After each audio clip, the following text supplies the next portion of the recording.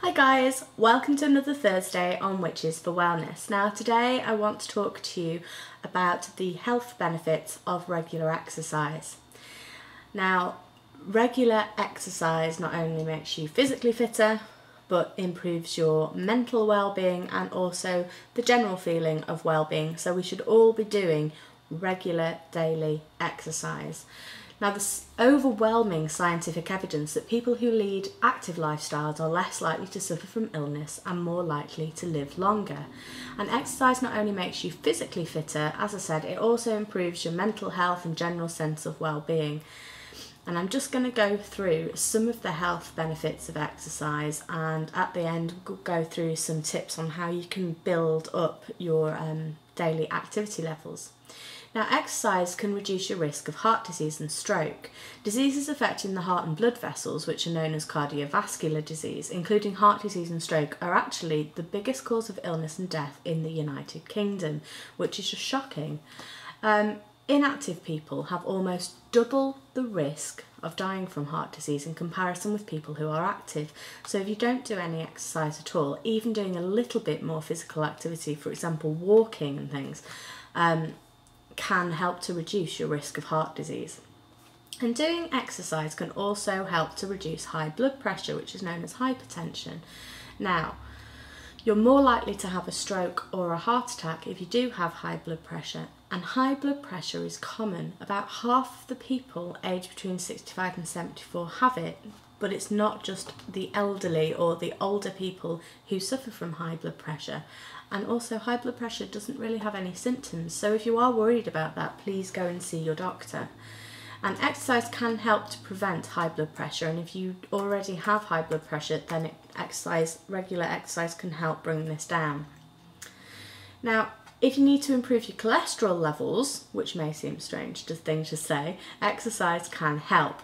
Now, what you need to know is there are two types of cholesterol. You have low density lipoprotein, LDL, and high density lipoprotein, which is HDL. Now, the low density cholesterol is what's known as like the bad cholesterol, whereas the high density lipoprotein cholesterol is the good cholesterol, and this is what we want to increase. Basically, if you have low levels of the good HDL cholesterol and high levels of the bad LDL cholesterol, then you increase your risk of heart disease, and this is what we want to move away from. And studies show that regular exercise such as brisk walking or running are actually linked to higher levels of this good cholesterol. So we need to be active and increase this good cholesterol to reduce our risk of heart disease. So, what else can we talk about? Oh yes, high blood sugar levels. Exercise can help to promote healthy blood sugar levels. Now, type 2 diabetes develops in at least 1 in 10 people, which is just staggering. And type 2 diabetes then causes increased blood sugar levels as well as other problems. Now, poorly controlled blood sugar levels can eventually damage your eyes, your arteries, your nerves, your kidneys, lots of bad things. So it's very important to control your blood sugar levels. And the more exercise you do, the lower your risk of developing type 2 diabetes. And exercise is especially important if you're at high risk of developing diabetes. For example, if you're overweight, if you have high blood pressure, or if you've got close family members who already suffer from the condition. If you've already got type 2 diabetes, then regular physical activity can help to control your blood sugar levels. So, come on, the evidence is all staggering. Let's get out and do activity, okay? Now, you're more likely to have joint pain or lower back pain if you don't do any exercise. Osteoarthritis is most common. It's the most common joint problem and affects nearly everyone over the age of 60, which is just staggering. Now, regular moderate activity, especially walking, has been linked to a lower risk of developing osteoarthritis. 8 out of 10 people will suffer from lower back pain at some point in their lives, but people who exercise are less likely to suffer from it than those who don't. And you know, anyone that suffered from, I know I've suffered from lower back pain, it's so annoying. It is a pain. It's really bad. So we can combat this with just becoming more active and getting off the sofa and doing stuff. Okay, now basically osteoporosis, which is different from osteoarthritis. Osteoporosis is when you have low bone density, and your bones become very brittle and are very prone to fracture and breaking and things. You can actually reduce your risk of developing osteoporosis by doing high impact exercises such as running and skipping. Now, what happens with high impact exercises is the exercise put weight onto your bones, and in younger people increases bone density, and then later on in life will slow down the degeneration of the bones.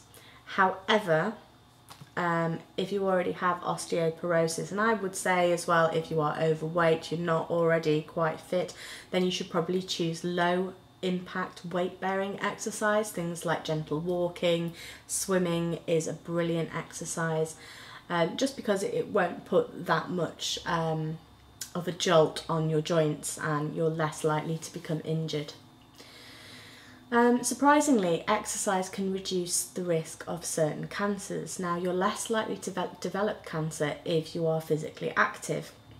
There's especially clear evidence that exercise protects against colon cancer and against breast cancer in women who have been through the menopause.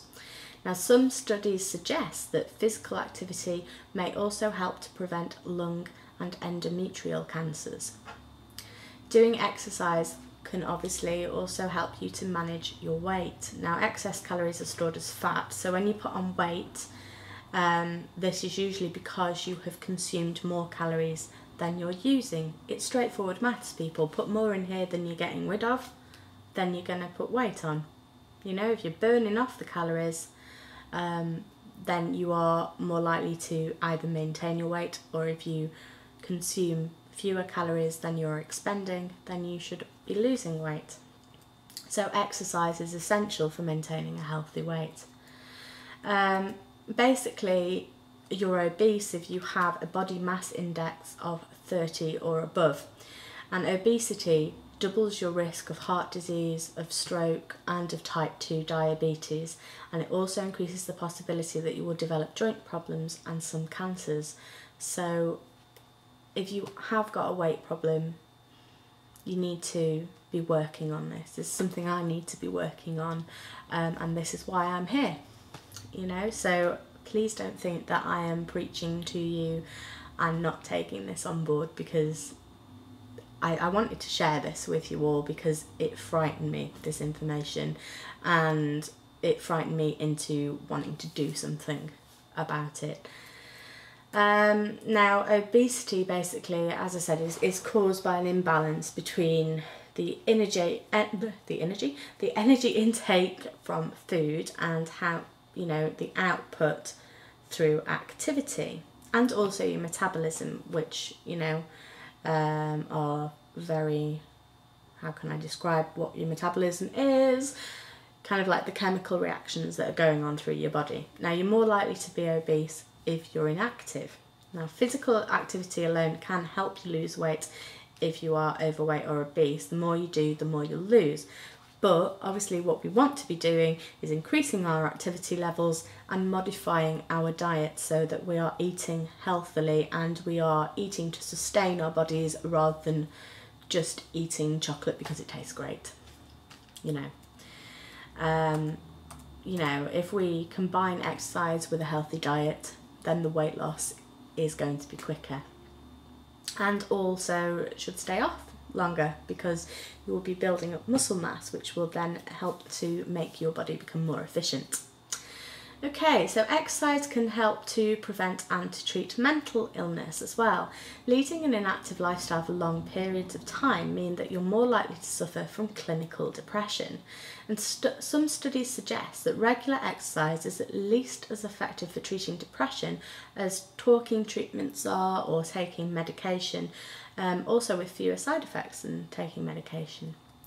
Now, you may also benefit from exercise if you have anxiety-related disorders such as phobias, panic attacks or stress. You're more likely to feel happier, more satisfied with life, and have an improved sense of well-being if you are physically active. So let's all introduce some regular activity and regular exercise into our routines. This will also help us sleep better, lower stress levels, and of course boost self-image, which is also very, very important. It's also possible that it may improve brain function in children and in older adults.